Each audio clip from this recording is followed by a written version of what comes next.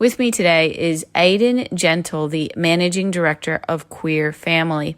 Queer Family is an LGBTQIA+ nonprofit operating out of the Northern Rivers. And with Aidan today is Queer Family staff member Nina Herr.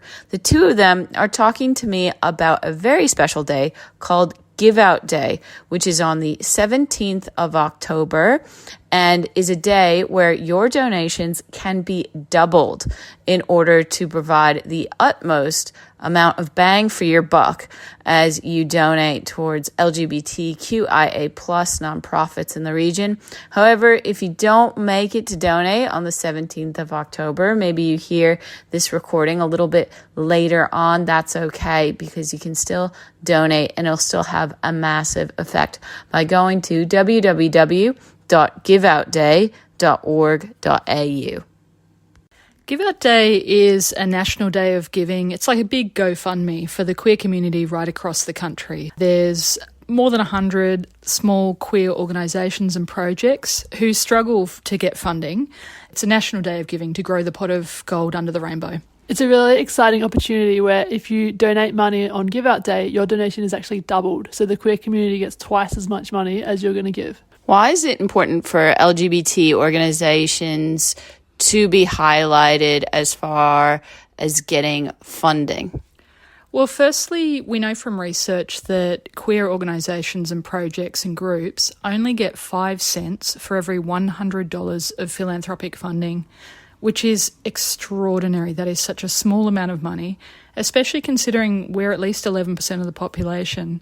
And on top of that, we have the worst mental health stats in the country. So this year for Give Out Day, what are some of the projects that you're particularly proud of? This year for Give Out Day, we're raising funds for Sprouts.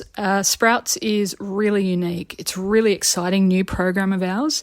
It's for the 8 to 12 age range and their families. So to the best of our knowledge, there is no one else in the country doing what we do for this age group, which is really, really exciting. It's a new program that we've started this year and it's going great guns, isn't it, Nina? It's fantastic. Our young Sprouts are so excited to come and meet other queer kids and have an opportunity where they can just be completely themselves and not have to try and fit in and pretend that they're someone that they're not. And their families coming and supporting them as well, which means even more feelings of like support and well-being. Are there any issues that queer youth or questioning kids can have in particular in a regional area? Yeah, it's really, really difficult because we don't have visibility and representation here. So what that means is when you grow up queer in regional areas, it can be very isolating. It's very difficult to find your peers. And what that means is they feel alone, they feel lost. And also it's the same for parents. So if you're a parent of, a young trans or gender diverse or queer child, it's really isolating for them too. They don't know other parents who are in the same boat, but there's actually quite a lot of parents and children out there in our region. They just don't know how to find them. I grew up queer in the city and I found it hard to find my crew.